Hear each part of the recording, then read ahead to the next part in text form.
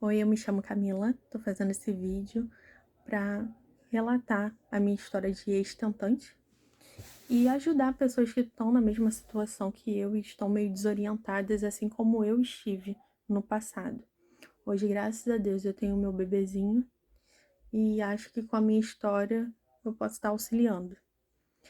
Bem, eu sou casada já há muitos anos e chega uma hora que a gente quer aumentar a família. Quando eu comecei a planejar ter filho, eu entendi que talvez eu tivesse uma dificuldade, já que a minha menstruação era irregular. Tinham meses que eu menstruava demais, ficava menstruando um mês direto, e às vezes eu dava um intervalo de 2, 3 meses. Também tinha espinhas aqui na lateral do rosto, aqui no queixo, e eu fazia teste de ovulação praticamente o mês inteiro, e eu não ovulava. Eu menstruava, mas não ovulava. Então eu imaginei que fosse uma questão para ser resolvida com um ginecologista. E fui a ginecologista, relatei tudo o que estava acontecendo e fiz ultras e eu descobri que meu ovário estava com policistos, né? E o tratamento que a médica me recomendou foi com anticoncepcional de ano 35.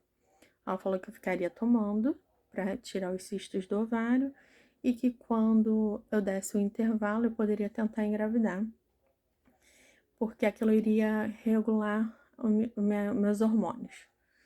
E na verdade não é assim. Hoje eu sei que não é assim. Eu tava com síndrome do ovário policístico, que é diferente de você ter cistos no ovário. Você pode ter cistos no ovário e não ter nenhum sintoma da síndrome. A síndrome é muito mais complexa. Ela tem mulher que fica com barba, tem mulher que tem alteração hormonal, tem mulher que vai menstruar e não vai ovular. Enfim, alteração de humor praticamente universal ali nos sintomas, queda de cabelo, muitos sintomas. E você pode ter alguns e não ter outros. E eu fui descobrir melhor sobre isso com uma nutricionista chamada Carol Faria ou Carol Farias, não sei, não lembro. Que ela era uma nutricionista especialista em síndrome do ovário policístico. Eu fiz um curso com ela, isso aqui não é, tá? Até porque eu estou falando o que eu aprendi, não é propaganda. Eu fiz um curso com ela, onde ela falava que você tinha que mudar a alimentação, começar a praticar exercício e colocar proteína em cada refeição sua. Só que isso eu fui descobrir depois de 4 anos. Porque eu ficava tomando anticoncepcional, tentava engravidar, voltava o cisto no ovário, nada. A doutora na época falou: ah, se você continuar não conseguindo engravidar, a gente entra com um indutor de ovulação. Eu não queria, porque eu sempre pensei, o corpo é inteligente. Se eu não estou ovulando, ele está me protegendo de alguma coisa. Eu quero engravidar quando estiver saudável, até porque eu quero ter um filho saudável. Então eu fiquei anos ali tomando anticoncepcional e nada. E aí, quando eu descobri essa nutricionista, eu comecei a fazer uma tentativa de ficar me alimentando melhor, ainda com o uso de anticoncepcional. E lá com ela também eu descobri que quem trata a síndrome do ovário policístico, na verdade, é um endócrino, porque é uma síndrome metabólica. Você pode ter síndrome do ovário policístico até mesmo sem ter ovário. O nome dessa síndrome, que para mim é um nome errado, é porque o sintoma mais comum é o ovário policístico. Entendeu? Você tem vários cistos no ovário, mas não necessariamente você vai ter. Então eu comecei a me alimentar melhor e realmente eu comecei a ovular. Através dos testes eu via isso. Mas ainda assim não estava engravidando. Então, por indicação de uma amiga, eu cheguei até o doutor Marcelo Albuquerque. Ele é ginecologista, ele é obstetra e ele é ortomolecular. E eu procurei ele nessa função. E foi ele, assim, que me ajudou a fazer um levantamento do que estava errado, fazer um verdadeiro check-up na minha saúde. Então, eu fiz vários exames, até de alergia alimentar, e tudo que estava abaixo, assim, tá com pouca vitamina A, tá com pouca vitamina C, ele passava manipulados para regular. E a primeira ordem dele foi: para de tomar anticoncepcional. E eu fiquei assim, poxa, mas que limpava, né, o ovário, né? Falei, ai, vou para de tomar. E realmente, em 3 meses eu engravidei. 3 meses. Depois eu engravidei só com pequenas mudanças. Manipuladinho, comendo melhor, fazendo exercício. Só que aí, 10 semanas depois, o coração do bebê parou de bater. E eu fiquei meio assim, né? Tipo, o que que aconteceu? E o que os médicos me falaram era que era algo comum. Era normal perder bebê, ainda mais na primeira gestação. Eu fiquei muito mal, mas meses depois eu engravidei novamente. E novamente, com 10 semanas, eu perdi o bebê. E da mesma forma, né, que eu perdi o bebê. Eu ia fazer uma ultra e via que o coração tinha parado de bater. E novamente a médica querendo me dizer que era algo comum. Ah, você quer um abraço? Eu falei, não, eu não quero abraço. Eu quero saber o que eu tenho, porque é lógico que não é normal o coração da criança simplesmente parar de bater. E me matava, assim, me incomodava muito, porque eu, como por ser uma pessoa assim que planeja tudo, eu antes de engravidar, eu já estava tomando meus remedinhos, eu já estava com a saúde em dia. E você perder, ainda mais porque eu sou professora de educação infantil, então eu via muitas mulheres que não cuidavam dos seus filhos, negligenciavam a educação deles, tendo filho a rodo, e parece que quem quer, quem se planeja, tem dificuldade, né? E eu costumava falar muito assim, parece que a fertilidade é amiga dos irresponsáveis. E na verdade, eu acho que tem um porquê disso. O estresse conta muito para você ter dificuldade de engravidar. Toda vez que eu engravidei, eu estava longe do meu trabalho. Uma vez foi na pandemia, outra vez eu estava de licença. Então eu só engravidava quando eu estava longe do trabalho. E aí descobri que 10 semanas uma segunda perda gestacional, né? E aí eu falei assim, isso não é normal. E a médica simplesmente virou para mim e falou: procura um hematologista. Eu nunca tinha ouvido falar nessa especialidade. Eu não sabia nem o que ele olhava. Fui procurar no Google. O hematologista é um médico que cuida do sangue. E eu fiquei, mas poxa, o que que tem a ver o sangue? Porque o útero estava ok, e pra mim o que tinha que estar ok era o útero. Eu falei assim, o que que tem a ver? Mas fui. E aí eu expliquei pro médico, olha, eu já tive 2 perdas gestacionais, com 10 semanas, o coração parou de bater. Doutor Carlos Alberto, Carlos Alberto, não sei. No Plaza Office, Carlos Alberto. Maravilhoso Plaza Office de Campo Grande. E aí ele falou pra mim, olha, eu vou ser bem sincero com você. Eu vou pedir uns exames, mas possivelmente você tem trombofilia. Eu falei, se não for trombofilia... E me explicou, trombofilia é quando o seu sangue coagula demais, formando trombos, e esses trombos impedem o nutriente de chegar até a criança, a passagem correta do sangue. Enfim, a criança acaba sendo prejudicada devido a esses trombos. E é algo grave para a criança e para a mãe, porque se esse trombo dá no cérebro, é um AVC, se esse trombo dá, sei lá, na perna, uma trombose, tá entendendo? Na placenta causava o aborto. Então, eu podia ter eu corri vários riscos na gravidez sem saber. E aí eu fiz o exame, que é caro, na época eu paguei uns R$ 500, R$ 600. O plano de saúde não cobre, eu paguei logo à vista, que eu queria ter a resposta. E realmente apareceu lá 2 mutações genéticas. Eu vou explicar como leiga. O ser humano tem que ter homozigoto 5G, 5G. Quando você tem uma alteração, você tem um 4G, 5G. Eu tinha 2 alterações, 4G, 4G. O que significava que eu coagulava demais. E não era só por um homozigoto, mas os 2. E isso que estava me prejudicando. E aí eu dei graças a Deus, eu falei, ótimo, porque agora eu sei como resolver. Eu tô triste, mas eu não vou passar mais por isso. É só usar a injeção anticoagulante, que chamam de Clexane, que é a marca mais famosa, mas existem outras. A injeção mesmo é heparina. Heparina sódica, se eu não me engano. E aí, enoxaparina? Não lembro. Acho que é enoxaparina. Que eu tomava a Heparinox ou o Clexane. Que o Heparinox era mais barato. R$ 700 por mês que eu gastava, e tô falando que é mais barato. Então, assim, a caixa de um Clexane com 10 seringas, R$ 800. Então, eu consegui gastar 700 no mês, era quase um milagre. E aí, eu fiquei aliviada por saber o que eu tinha, por saber que numa próxima gestação eu já tinha que iniciar o uso de Clexane numa dose profilática. Até então foi o que o médico tinha me passado. E fiquei bem, assim, na medida do possível, né? Dentro de tudo que eu tava vivendo. E aí eu engravidei novamente, depois de meses. Deu positivo, fiz o de sangue, deu positivo, só que o beta-HCG tem que dobrar. Você faz o exame quantitativo, você vê se a gravidez vai evoluir ou não. Se o valor dobra ou aumenta 60%, tal, é uma gravidez viável. Mas o meu começava a aumentar bem devagar e depois diminuía. E aí, tipo assim, em 2 semanas eu já não tava mais grávida. E isso aconteceu 4 vezes.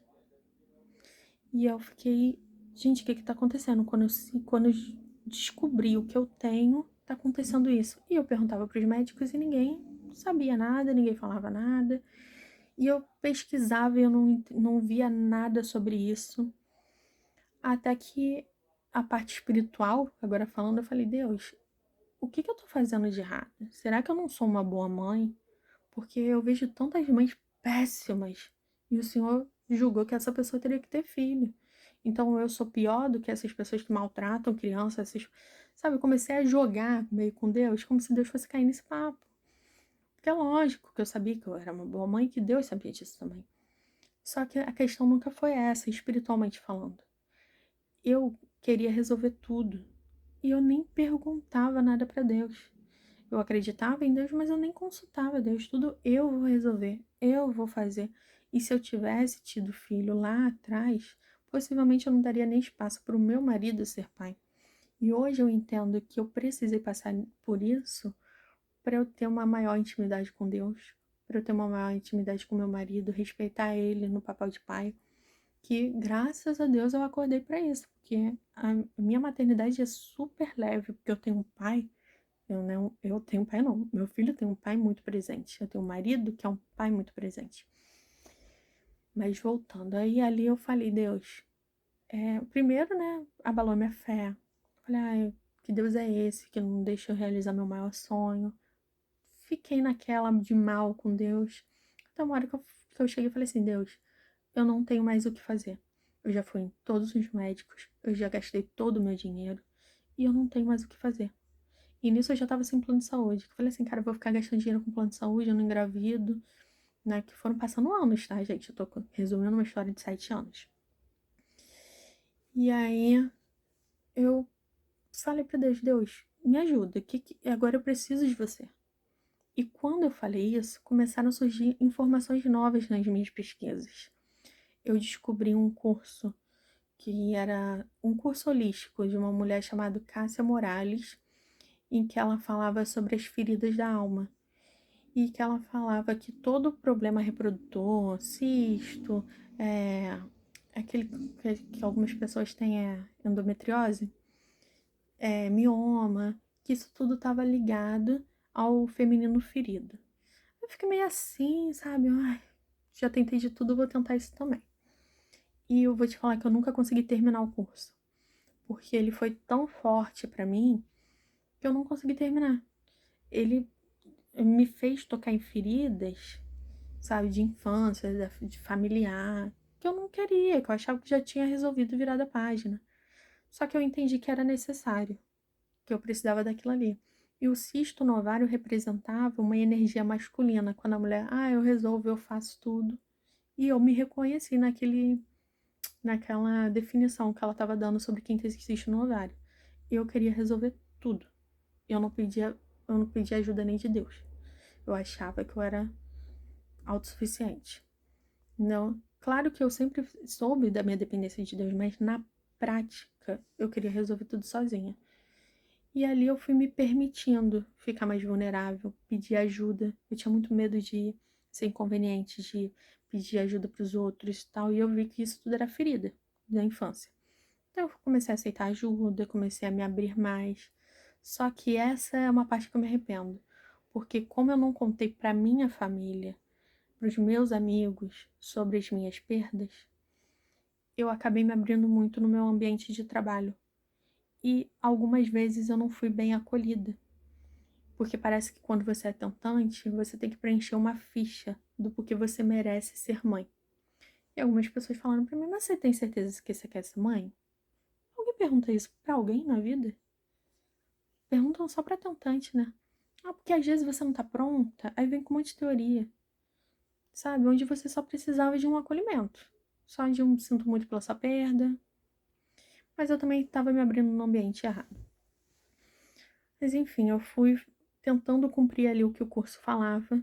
E chegou uma aula que eu achei super chata, que era assim, tenta lembrar o que você gostava na adolescência. Eu acabei dormindo.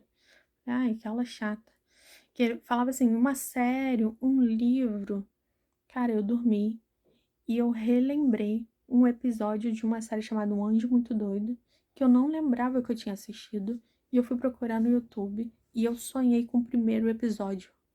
Eu sonhei exatamente com o primeiro episódio. Eu falei, cara, isso realmente tá trabalhando no meu inconsciente. Ali eu tive a comprovação que se tinha alguma questão do inconsciente ali me atrapalhando, estava sendo trabalhada. E aí eu fui fazer outra ultra pra ver como é que estavam meus ovários. E meu ovário tava limpinho, tava tudo certo. Eu já não tava com alimentação 100%, que eu tava tão depressiva nessa época. Eu já tinha engordado de novo, já não tava fazendo exercício, mas o ovário tava limpo. E eu falei assim, cara, isso tá dando certo. E eu ainda pedindo, Deus, me ajuda, eu tô entendendo que o Senhor tá falando comigo. E que o Senhor tava querendo que eu curasse algumas feridas. E que eu lembrasse como é bom depender de Deus. Porque eu dormia tranquila agora. Eu que sempre tive insônia, tava dormindo. Tipo, Deus tá cuidando de mim. Se Deus permitiu isso, é porque ele tinha algum propósito. Eu não preciso entender, eu só preciso confiar. E eu ficava assim, o que que eu sei de Deus? Eu sei que Deus é bom, misericordioso. Então aquilo ali foi muito importante para minha fé. Passar por aquilo foi muito importante para minha fé. E aí eu continuei procurando, o que que faz a pessoa engravidar uma semana, 2 semanas depois de tá negativo, o beta-HCG cair. E aí foi a primeira vez que eu consegui achar informação sobre a chamada gravidez química, que é justamente quando tem o encontro do óvulo com o espermatozoide, do espermatozoide com o óvulo e forma o embrião, mas o embrião não fixa na parede uterina. E por não fixar, o beta cai. Que você estava grávida, mas não fixou. E aí, eu pesquisando ainda sobre como resolver, eu vi uma. Era uma revista científica que estava falando sobre 2 grupos separados assim numa pesquisa que tiveram gravidezes químicas repetidas e que eles estavam associando aquilo à baixa de progesterona. E o grupo que usou progesterona e engravidou, a gravidez evoluiu. Do grupo que não usou progesterona e engravidou, teve mais um episódio de gravidez química. Falei, Deus, pra mim isso aqui é uma resposta. E aí eu fui no hospital. Ali, na época eu tava me tratando na UERJ, no hospital da UERJ, no... Como é que é o nome? Esqueci, do hospital da UERJ. De primeira eu fui muito bem acolhida, fizeram exames caros em mim gratuitamente, né? E para saber se eu tinha algum problema genético, meu marido não tinha nada, graças a Deus. Só que eles não consideravam o que eu tinha como trombofilia. Eles só consideravam trombofilia como a SAF, que é um outro tipo, é uma trombofilia adquirida. Pelo que eu entendi, existe adquirida e existe hereditária. E o meu, por ser uma trombofilia em tese comum, que muitas mulheres têm e não necessariamente vão perder filhos por causa disso, eles não falavam que eu não precisava usar a injeção, que bastava eu usar o AS. E eu conheci depois outras pessoas também que foram atendidas lá, que passaram por essa situação, entendeu? E eu não quis pagar pra ver. Eu não quis pagar pra ver com o meu filho. Até porque eu confiei muito no médico que só de me ouvir falou, eu tô entendendo o que você tem. E eu tive perdas gestacionais. Então, assim, esse era o meu caso. Então, mas assim, de maneira geral, eu recomendo o hospital. Sempre me acolheram muito bem. Só me senti não ouvida nesse momento, que me recusaram as injeções. E também na parte da Ultra, que tinha um profissional da Ultra, outros que eu fui atendida eram legais, mas tinha um que era extremamente arrogante, que eu expliquei o porquê que eu estava fazendo uso da enoxaparina pagando no meu bolso, ou porque eu recebi a doação. E ele falou, mas você tá usando isso porque você quer, e não sei o que. Então eu comecei a fazer testes com ele. Eu ficava perguntando, você sabe se meu filho é cabeludo? Porque eu também pagava outra particular, que na pública você faz uma aqui, daqui a um mês você faz de novo. Eu fazia toda semana. Porque, voltando, né, que eu não expliquei direito. Eu usei a progesterona. Acabou minha menstruação. Eu usei a progesterona. E eu fazia um acompanhamento do meu ciclo pelo aplicativo Paula. Aí o meu ciclo já estava mais reguladinho. Porque quando eu tive a esperança ali, eu fui mudando a alimentação, fui acrescentando uma coisa, e aí foi regulando um pouquinho, mas ainda estava bem ruim minha alimentação. E comecei a usar progesterona e iria parar se a menstruação viesse, se a próxima menstruação viesse. Só que não veio. Eu engravidei do Miguel, meu filho. E aí eu fiquei nervosa, fui fazer o beta e deu positivo, e ele dobrou. E 2 dias depois dobrou novamente. E 2 dias depois dobrou novamente. E ali eu falei, eu não preciso mais ver. Eu já entendi que essa gravidez é viável. E desde o atraso menstrual, eu já comecei a usar a injeção. O AS eu só comecei a tomar depois de 3 meses. Porque apesar deles falarem que não tinha problema nenhum, eu li na internet que não era bom usar antes dos 3 meses. Podia causar não sei o quê. E que no final também não era bom, que podia deixar o coração da criança aberto. Gente, se é verdade, se não é, não sei. Foram pesquisas, tá? Não sou médica, tô falando no meu relato. Eu engravidei e comecei a fazer o acompanhamento no Hospital Pedro Ernesto, lá, esse da UERJ. Gostei de muitas coisas, outras eu não gostei, que foram essas situações que eu falei. Eu me senti, às vezes, não ouvida. Toda vez que eu ia, eles tentavam falar, mas pra que você tá usando a injeção? E eu tava usando porque eu estava me sentindo mais segura e porque eu tive perdas gestacionais. E com a injeção, eu sabia que meu sangue estava sendo afinado, que a chance de formar trombo seria menor. Ah, mas se tomasse só o AS ia resolver? Não sei, acho que não. Por quê? Como eu falei, lá a Ultra era só assim, uma vez no mês praticamente. E eu comecei a pagar Ultra particular aqui em Campo Grande, com uma doutora maravilhosa que eu esqueci o nome. Cara, que erro, esqueci o nome.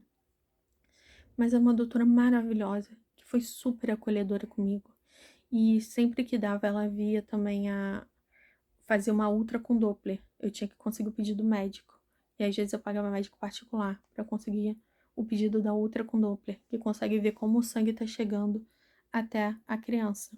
E ela foi a primeira a me alertar. Olha, Camila, as artérias principais estão boas, o sangue está chegando bem, mas a artéria uterina está ficando obstruída.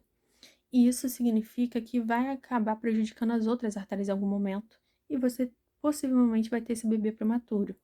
Mas ele vai nascer bem. E ela falou isso, ó, começo da gestação. Tipo, devia ter um meio, né? Botar aí uns 4 meses, 5. E eu fui acompanhando com ela. Quando eu perguntava lá no outro hospital, pro médico da outra, isso não tem nada a ver. Essa artéria não é importante. E tem no YouTube um especialista só em artéria. Em artéria, eles fez um estudo só sobre as artérias uterinas, mostrando como é importante, como ela alerta de problemas que você pode estar enfrentando futuramente na gestação. E aí eu ficava ligada. Aí eu ficava, você sabe se meu filho vai nascer cabeludo? Não tem como ver. E a médica falando, nossa, seu filho vai nascer muito cabeludo. Meu filho nasceu extremamente cabeludo. E nasceu de 8 meses, nasceu prematuro. Então, assim, eu recomendo, se você tem trombofilia, se você descobrir que tem trombofilia com um hematologista, que você tenha um plano de saúde, porque o plano de saúde cobre as injeções, e que você, porque você vai precisar de médicos que estão te amparando e não necessariamente você vai ter esse amparo no hospital público. Por melhor que seja, novamente eu falo, eu fui muito bem atendida lá por vários médicos, em várias coisas eles me ajudaram, mas eu não me senti ouvida. E em contrapartida, eu estava pagando um hospital particular, assim, médico particular, pelo menos nas consultas. E aí eu conheci o Carlos, Carlos, Caramba, esqueci o sobrenome. Dr. Carlos alguma coisa. Maravilhoso. Era outro Dr. Carlos. Teve o Dr. Carlos Alberto, hematologista, e um outro. E ele falou pra mim, olha, a gente vai acompanhar. E se começar a obstruir, a gente vai aumentar a seringa. E eu aumentei de 40 para 60. E quando eu aumentei, a artéria uterina desobstruiu. Então, falar pra mim que só o AS ia resolver, não me convence. Que eu tive que aumentar minha dosagem. Mas por que eu tive ainda assim uma gravidez antecipada? Porque eu perdi líquido amniótico. Tava perdendo líquido. E por isso, graças às ultras que eu fazia fora de hora, né, pelo hospital particular, porque teria que fazer a outra ultra dia 16 de setembro. A ultra que eu fiz no dia 11 mostrou que eu tava perdendo líquido. São alguns quadrantes, eu tava perdendo líquido em alguns já. Tava sem. Então eu tive que fazer uma cesárea de emergência. E meu filho nasceu. Ah, uma outra coisa importante, esse doutor Carlos, que eu esqueci o nome, gente, como é que eu fiz isso? Depois eu qualquer coisa coloco nos comentários aí, os nomes dos médicos. Ele, Carlos Samari. Carlos Samari. Ele falou pra mim assim, Camila, vamos usar injeção de corticoide quando você tiver com 24 semanas e quando você tiver com 30 semanas, porque o seu bebê não vai nascer com problema respiratório. Só que como eu tava acompanhando, meu bebê tava bem, eu falei assim, cara, eu não vou usar o corticoide agora com 24. Errei nisso. Eu fui usar só com 30. E graças a Deus eu usei. Porque meu filho ainda assim nasceu com uma dificuldade para respirar. E ele ficou um tempinho na UTI, mas não precisou do aparelho. Ele ficou lá para estabilizar, não precisou daquele aparelhinho para respirar, graças à injeção de corticoide. E depois ficou porque teve icterícia. Ele ficou ao todo 13 dias na UTI. E Deus foi tão bom que eu sou professora e tem um momento, ali, professora pública, e tem um momento que eu posso fazer um plano de saúde sem carência. Se você fizesse uma semana antes, teria carência, uma semana depois teria carência. Quando abriu esse momento, eu fiz o plano de saúde, na semana seguinte meu filho nasceu. E ele conseguiu ficar na UTI, ir para um hospital particular, está em carência. Deus preparou tudo, Deus ajeitou tudo, Deus resolveu tudo. Então, assim, terminando agora em quase 30 minutos o meu relato, o que eu quero falar para vocês é: tenham fé no que Deus tem para vocês.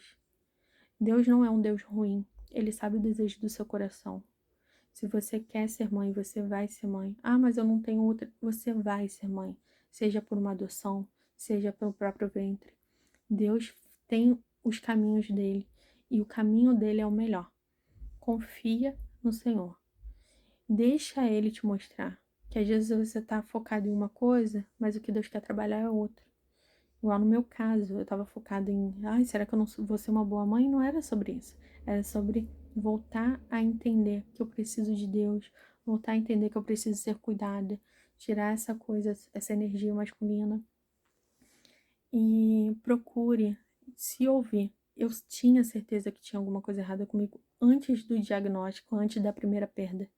Eu não falei aqui, mas desde a minha primeira gestação, quando eu ia dormir, por algum motivo eu falava: olha, meu coração tá batendo pra você. Se você puder, deixa o seu coração batendo pra mim. E quando eu perdi, a médica falou que o coração tinha parado de bater. Então aquilo ali foi uma resposta assim, tipo, realmente não pôde acontecer. E eu não sei por que eu falava aquilo. Mas Deus sabe o porquê, né? Então, confie nos sinais do seu corpo, procure um hematologista se você estiver tendo esse tipo de aborto onde o coração para de bater. Se você está tendo gravidez química, comigo funcionou usar mais progesterona, mas eu indico a você procurar um endocrinologista, porque ele vai fazer uma análise dos teus hormônios e ver o que está baixo, que às vezes é só uma questão tão pequena. Eu já estava cogitando fazer FIV, que é super cara. E, pô, com R$ 150 eu comprava a caixa de progesterona. O que são R$ 150 perto de uma FIV, sabe? E eu espero estar ajudando alguém com esse vídeo. Para que você não tenha perdas, para que você consiga engravidar, para que você viva o que eu tô vivendo hoje, que é uma felicidade plena, sabe? Eu amo ser mãe do meu filho, ele é o melhor filho do mundo. E outra coisa que eu queria dizer é, se você perdeu o bebê, você já é mãe. Porque as pessoas passaram a me validar como mãe com o Miguel. Só que o meu sentimento pelo Miguel foi o mesmo sentimento que eu tive desde o meu primeiro positivo. Eu tenho filhos que não nasceram, que estão com Deus, e eu tenho o Miguel, que está me dando a experiência de ser mãe. Mas o amor de como mãe e o amor que eu tenho pelo meu filho já era existente antes dele nascer e pelos outros também. Eu sei o que é um luto pela perda de um bebê e eu sei o que é a alegria de ter um filho no colo. E eu sei que eu já era mãe desde o primeiro positivo. Então, ainda que não te validem, você já é mãe. Você teve seu positivo, você já é